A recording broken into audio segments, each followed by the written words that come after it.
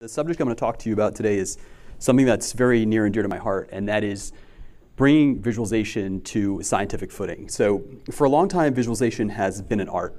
And the important difference between art and science is that something can only be called a science if we understand it well enough to explain it to computers. Everything else is art. And the difficulty, the real cost in having visualization that is based on art is there are a lot of things subject to dispute between human beings which are fundamentally not productive conversations. So over the last 3 years, some research has emerged which puts visualization on some new mathematical footing. And as a consequence of that, we as humans have a better understanding of what a correct visualization looks like. And then the punchline is, and I'll show you demonstrations of this throughout the talk, that we are finally arriving at a point in time when we can use computers to help us reason about what is correct in visualization. So this spectrum of techniques that I've been talking to you about, how many people are familiar with Tufte? Edward Tufte. Okay, great. So on the far left, you have kind of like this idea of the 10 commandments of visualization, right? So these are examples, maxims, principles, and these kind of fall from the sky. And they tend to work well in practice, but there's really no solid, provable foundation upon which they stand. And then on the far right, which is this world that we're moving into in the future, you have code. There's nothing more objective than code. It either compiles or it doesn't, and it can produce an objective answer for you. And so today I'm going to talk about this shift of moving from oracles all the way over to what we call APIs on the far right, which is essentially an introspective visualization. A visualization that a computer system can manipulate and then reason about whether or not it's correct. So I'm going to rely heavily on a framework that emerged out of the research community in 2014. And Kindelman and Scheidegger came up with a process called an algebraic process for visualization design. And in that paper, they identified 3 principles that make for effective or clear visualizations. You can see them in front of you here. And what I want to emphasize here is that these aren't more soft heuristics. These are actual mathematical principles that you can describe in code and then objectively measure in your visualization. So first I'm going to go through a gallery of examples to give you an intuition for how each of these principles works in practice. And then we're going to show you how you can actually create an introspective visualization or code that can reason about itself or reason about the correctness of the visualization. So the principle of invariance is very simple, and it says that the same data always produces the same visualization. It's a very reasonable requirement, but as you'll see in a moment, it is very commonly violated. So what we're looking at here are the splits by nation of men and women in senior management.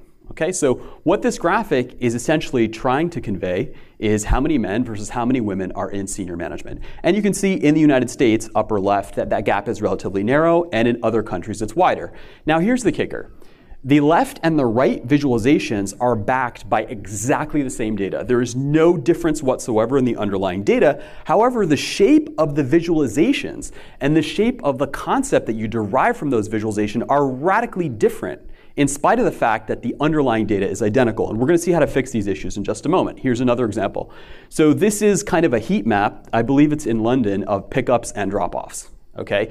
And here again, we have the same underlying data, but we have completely different visualizations and completely different concepts that we would derive from them, right? So even though we're looking at the same data, when you look at the upper visualization, you might tend to think that the map is dominated by pickups. You look at the lower visualizations, you might think it's dominated by drop-offs, but this is in fact an illusion. And we're going to look at how to cure that in just a second.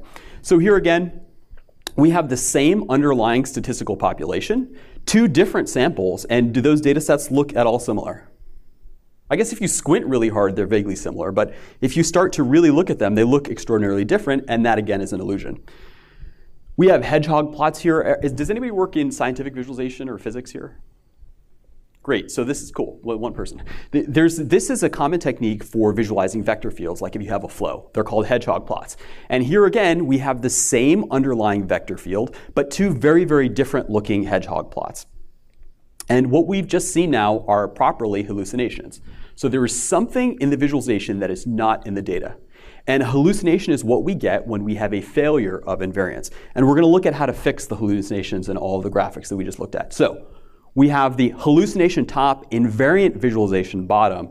Does anybody notice what has changed? Does everybody get that bottom graphic? So the idea here is that this line at a 45-degree angle would be exact parity between men and women in senior management, right? And so your distance from that line, you can see the USA is pretty close. There's a country in the lower left, what is that, Ireland, that's relatively close. So what has changed here? Well, countries belong to a set. Does everybody agree? You can have a set of countries. There's no inherent ordering to a set. However, in the lower visualization, in the invariant visualization, the position of each point is now completely determined by the data. So in the top, what we're seeing is that sets don't have an ordering, and some artist arbitrarily decided how the country should be ordered, and that changed what the shape of the visualization, or what the shape of the concept was that you formed from that visualization. But on the bottom, we have the position completely determined by the data itself, and that is an invariant visualization. No matter how I shuffle, no matter how violently I shuffle the countries in this equation, they will always plot the same. Is that clear? Okay, so moving along. So if we go to the bottom visualization here, we can see that we use proper sampling, and we see that the truth is actually somewhere in between the top two visualizations. Does anybody know what is causing the hallucination on top?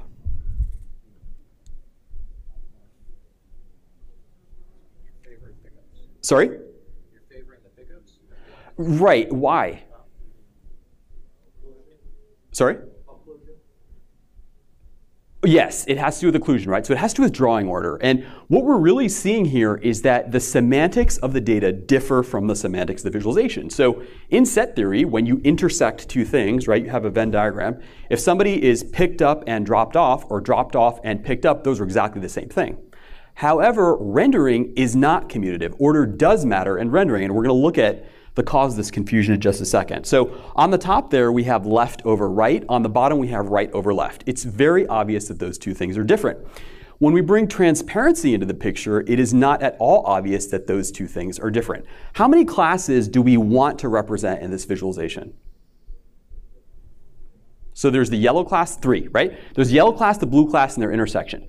However, if we actually look closely, those two colors, because compositing is not commutative, are radically different.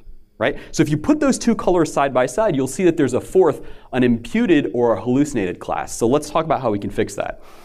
There are 3 ways. So one, you use a blending function that's commutative. You use a custom blending function, or you use proper sampling, which is how we corrected that hallucination earlier. And this is an example from a splatter plots paper in 2013. And I'm just showing you these techniques to give you a sense for the fact that these problems exist in visualizations and that you can solve them. You don't need to necessarily understand the ins and outs of each technique. Here's what's interesting about this technique. So on the far left, if we use naive RGB compositing, what happens is blue hues tend to dominate because of the way the RGB color space is configured. If we use a perceptual color space, the diagram in the middle, like LAB, we now have a color space where distance is actually semantically meaningful, right? And so the whole idea behind splatter plots is that we're going to use a perceptual color space, and then we're going to do lightness attenuation, far right. We no longer have blue hues dominating, and we have less of a hallucination. We guarantee that the order in which we stack those circles is not going to matter. Okay, so hallucination free, far right. Let's look at another example. Oh, let's go back. Okay, so which are more similar, the top 2 plots or the bottom 2? Why? Well, first of all, do we want the plots to be similar?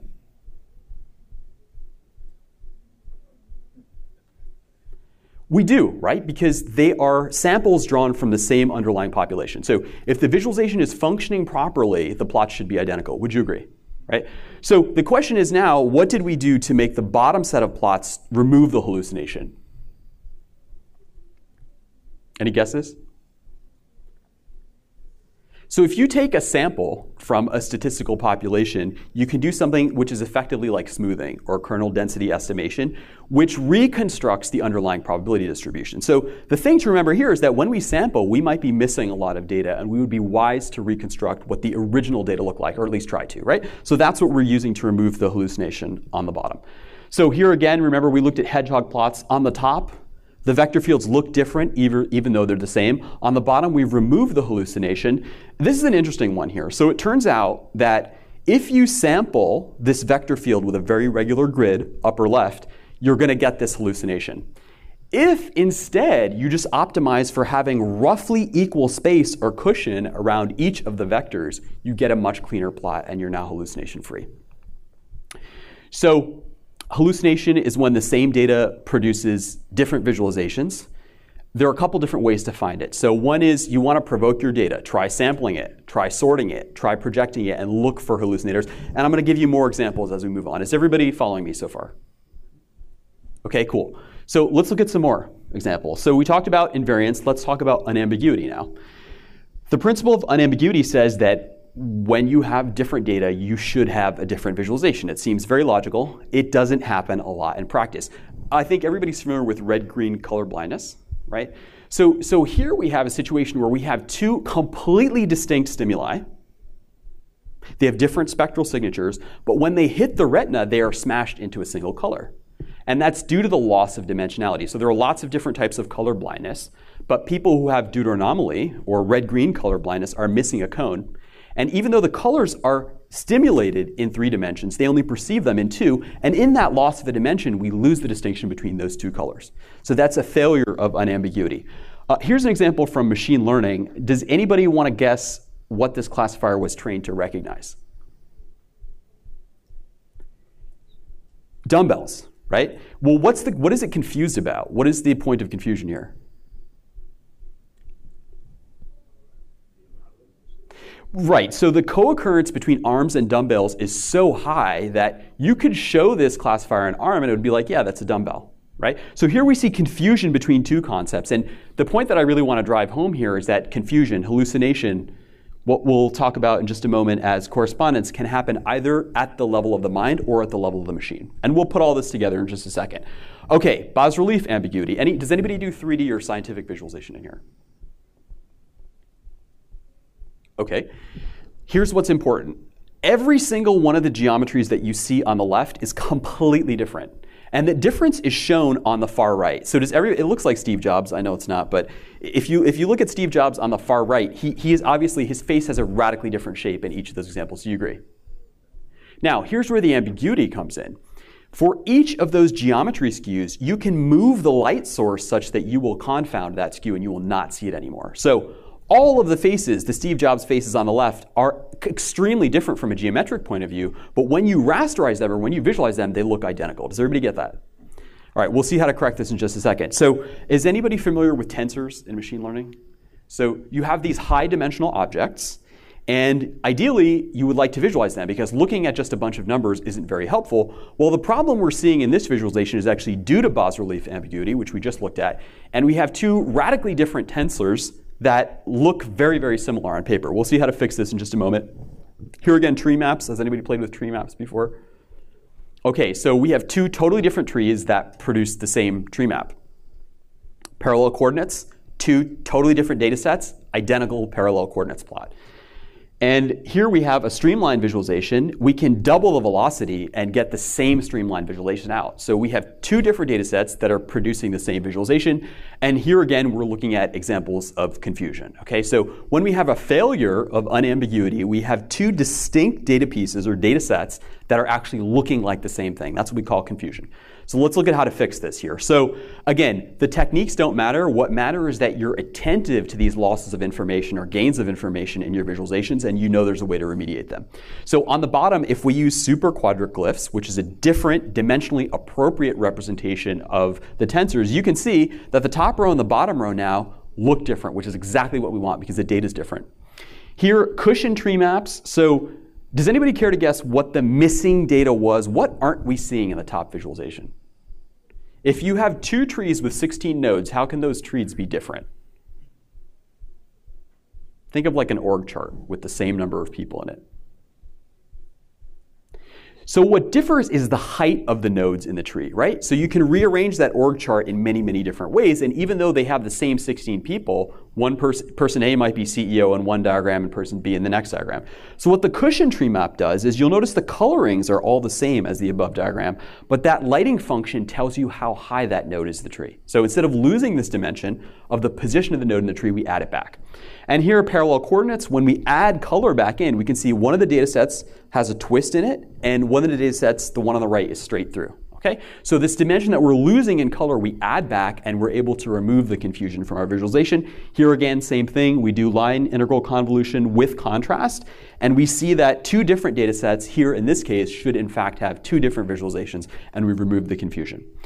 So confusion, again, another way of thinking of confusion is when there's something in your data that's not in the visualization. That's an example of confusion. To find that, we look for losing a dimension. If you're doing sampling, we look for aliasing. And we talked about earlier that this can happen in either the human or the computer dimension, with color blindness being an example of perceptual confusion, right? Two distinct colors, different data, but they map to the same visualization when they hit your retina. All right, so third principle, correspondence. Making sense so far? Any questions?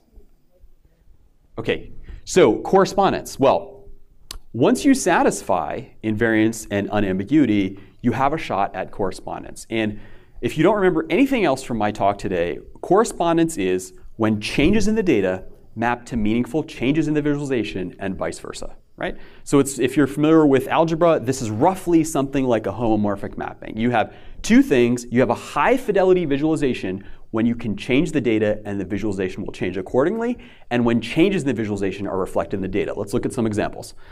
Okay, so we already said that we have to have invariance and unambiguity, and it's all about meaningful changes in both directions. Let's look at an example. Here's a tree. And the only thing that has changed, what is different actually between these two diagrams?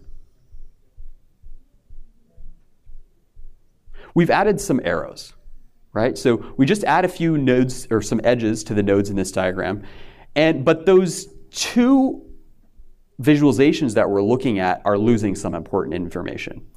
And there's something, we can sort trees. We can sort graphs. It's called topological sort. And if we sort this graph, it will turn out that A always comes out on top. So on top, we see the non-correspondent version. We've added an edge and lost the position of A, right? But a correspondent visualization will preserve the rank of A. See at the bottom there, we're adding those edges, but A remains the topmost node. How many people use D3? Great. And have you seen force-directed layouts in D3 where you have like little particles bouncing around and they kind of settle? So that is a good example of where you can have a failure of correspondence. So you use this force-directed layout to make things look pretty and help the nodes lay themselves out, but they're extremely unstable, which means that I can change one node and get a totally different force-directed layout, right? So the thing to be attentive to here is when you change your data, does the change reflect itself in the visualization in a way that is meaningful and correct? All right, so those are the three qualities. And what we're going to do now is we're going to look at some more examples. And how are we doing on time, Marie? OK, super. Thank you. And we'll have a chance to look at these in some electronic notebooks, which I'll also make available on GitHub. And I'll try and deliver the punchline for you, which is computers that can actually reason about visualization. Quick note for you, this doesn't mean that people will become obsolete. What it does mean, I hope, is that the humans in the boardroom and the humans at the whiteboard will be able to focus on non-trivial things instead of arguing about who likes blue and who likes light blue and who likes red. Those are the subjective aspects of visualization. So if we can, we're still in the infancy of this technique, but if we can use computers to master this correspondence mapping and to make the visualizations really clear, then humans have a whole interesting another set of problems to kind of think about. So that's really what this is all about. So I want to give you a little bit more intuition for how algebraic visualization works, how this model works, and I'll keep it very simple. So there's only three pieces at play here. So we've talked about the data, we've talked about the visualization, which is the ultimate output of that data, and this intermediate step is called representation, right? Now this is extremely significant because a computer is only a model for what is present in the real world. Those two things are not the same, and we should never confuse them. So in cybernetics, there's a saying that the menu is not the meal, or the map is not the terrain. And that's really what this whole talk is about, is that every time you introduce a model, you introduce certain inaccuracies in that model. And so representation is the process of selecting data from the world, and we've seen that can involve sampling error, that can involve floating point error, modeling error, tractability bias, editorial bias, and there's a whole stack of these chains, right? Before you even get the data to visualize, Who decided? Did the editor decide, oh, we should look at this data, not that data, right? So there's a whole series of stacked mappings which go into your visualization, and every time you add a model, you add the potential for error. So data, representation, and visualization. And now we're going to hit our 3 principles from a slightly different angle to see if we can drive them home. So the old definition of visualization is that you have a set of data, and you transform that into a set of pixels or a bunch of dots on a piece of paper, right? So it's a function that transfers data into marks. This is extremely limited, and it is an outmoded model for how visualization should work. The new model is that visualization is the process of mapping changes in the data to changes in the visualization or changes in the marks that are on screen, right? And the meaningfulness, I'll show you an example of this, the meaningfulness of the change in data space should be reflected in visualization space, right? So what we are saying in short is that accurate visualizations are visualizations that preserve structure. So things that are meaningful in data space remain meaningful in visualization space. And now I want to hit the principles from a slightly different view, looking at these diagrams here. So unambiguous depiction says, so we have D and D prime. If we change the data, we better have a different visualization. And if that is not the case, if changing the data does not result in a change in the visualization, then we have confusion, right? Something that's in the data that's not in the visualization. On the flip side, invariance, if the data remains the same and only the representation changes, right? So this is that part where we actually represent it in the computer. If the data remains the same, but only the representation changes, what should happen to the visualization?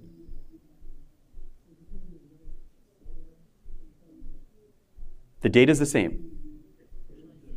It better be the same visualization. If not, then we have what's called a hallucination, right? So we are seeing something which is not actually there. And this is the most technical part. I'll get to some examples in just a second here. So this is a commutative diagram, and this is the big reveal, okay? And what this is trying to say, remember, in visualization, we want to map meaningful changes in the data to meaningful changes in the visualization and vice versa, okay? And alpha represents the questions that your users want to ask from the visualization, and omega represents the low-level visual tasks in the visualization, like comparing lines or comparing colors. And what correspondence really says, it says that it doesn't matter if you take the gray path, upper edge and right edge, or the black path, you will get the same result. So you can either, going along the top, you can first represent and visualize the data and then change the visualization, or going along the bottom, you can change the data and then visualize it, and those two paths will result in exactly the same entity.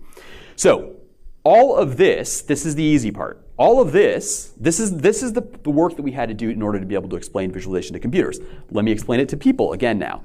There are only 3 questions that matter. So the first is the question of avoiding hallucinations, which is, again, invariance, right? Is there anything in the visualization that's not in the data, right? And we talked about different ways, sampling and permuting your data, that you can provoke your data to find these things. If there is, you have a hallucination and you're violating invariance. If there's anything in the data that's not in the visualization, that would be a matter of confusion. Again, think of red-green color blindness. And finally, once you have minimized hallucination and confusion, you can ask whether or not meaningful changes in the data imply meaningful changes in the visualization and vice versa. And I'm going to show you examples of each one of these in just a second. One thing I want to say is that it's not that confusion is bad or hallucination is bad. These are simply new lenses that you can put on to see what the flaws in some of your visualizations might be. That's it. For complex visualizations, it will probably be impossible to create a visualization that is free of hallucination or free of confusion. But the designers and the consumers of the visualization should be aware of those trade-offs. That's really my goal, is to make you aware of those trade-offs. So 3 questions here. And what I'm going to do is jump out of the presentation here and jump into some examples. So remember, we said that a hallucinator was something that's in the visualization that's not in the data, right? And again, the punchline, and what we promised at the beginning, is that computers would be able to detect these things. Let's see what we can do. So the first thing we're going to do is we're just going to generate some random data. Please don't pay attention to the aesthetics of that plot. This is the first thing that PyPlot gave me. Please don't design a visualization that looks like that. So here's random data visualized. Okay, and now we're going to shuffle the data and we're going to plot it again. Okay. So remember, in that data representation visualization trio, what are we changing when we shuffle the data? We're changing the representation, right? Should the visualization change? It should not. So let's see what we actually get. So let's put these two things side by side. And an interesting property, are they different? I guess let me blow this up. First question for you, are these two things different? It's really hard to tell. And the way that the human eye works is we are very susceptible to change blindness if you multiplex things in space, if you put them side by side. There's a technique from astronomy, though, where they have to look at 12 gigapixel images and see if one star changed, called blink comparison. And if we run a blink comparator on this, we will see, we start to stack these images in time, and you can see that something is flashing. So what's going on here? So remember, we had one visualization of the data unshuffled. We shuffled the data. We did another visualization. And now we're stacking them on top of each other. And what do we notice? Something's changing, right? So we are violating invariance. The question is, what's changed? That's right. It's the drawing order. So the compositing or the stacking has changed. And this is the cool part. Now, we can just go to the computer. We're going to say, hey, computer, we did these two visualizations. Is there anything different between them? And it will give us an answer. And there are the differences right there. Right? And so those are the areas where drawing order matters. And those are precisely the hallucinations in your visualization. Okay? So hallucinators, one example. Time? Sorry to bug you, Marie. Okay, super. Okay, how many people are familiar with Anscombe's quartet? Have anybody heard of Anscombe's quartet? Okay, cool. So one person will be bored, but everybody else will be interested. I was fascinated the first time I saw this. So what do we have? So this is an example of statistical confusion, right? So we have 4 completely distinct data sets. They are totally different. However, by every single one of these measures, those data sets are identical. We're going to look at those data sets in just a second here. So the means are identical. The variance in both variables is identical. The correlation is identical. The linear regression is identical. But when you look at those data sets, they are really, really different.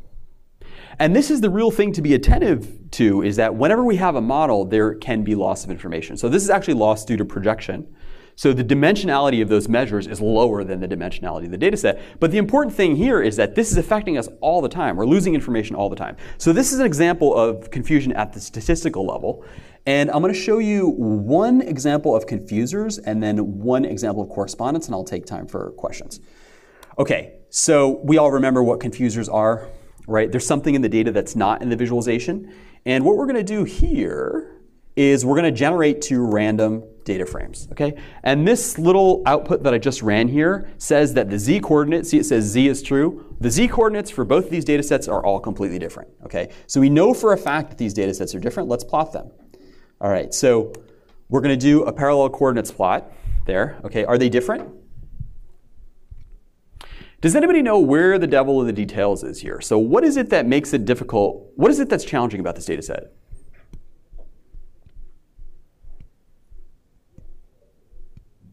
See that single point, that degeneracy in the middle? That's where we lose information, because it's now really hard to tell the difference between the incoming edges and the outcoming edges. So the first thing we're going to do is we're going to reorder the columns. Okay? So we reorder the columns here. The same data, we get a different visualization out at the end. Okay? And now we're going to run a blink comparator on both of these, right? So here, so the first visualization, are they different?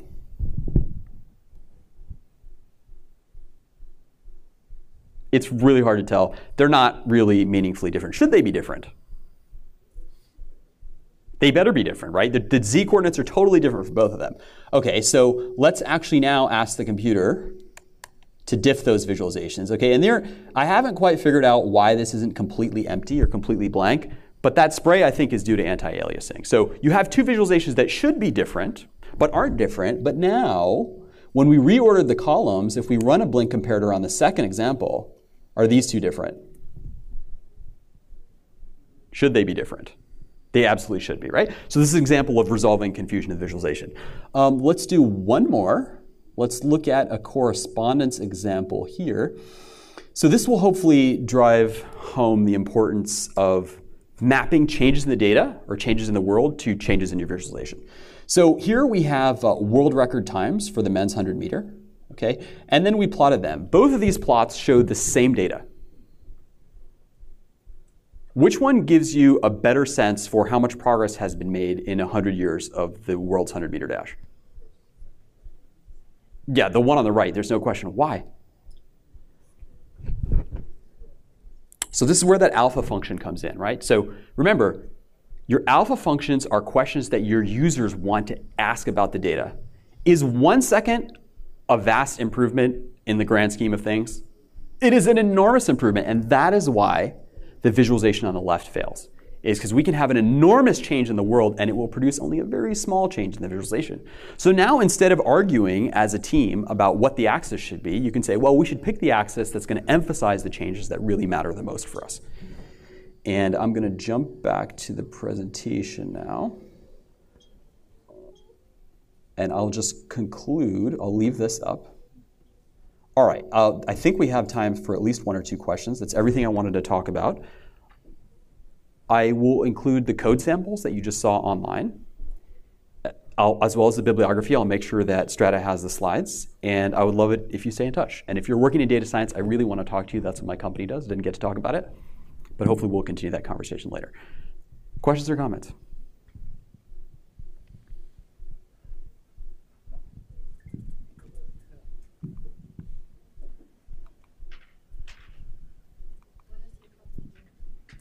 Thank you for asking that.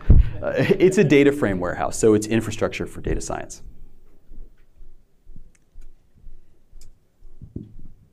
Okay, well, if that's it, thank you, Aneesh. Thank you. Okay.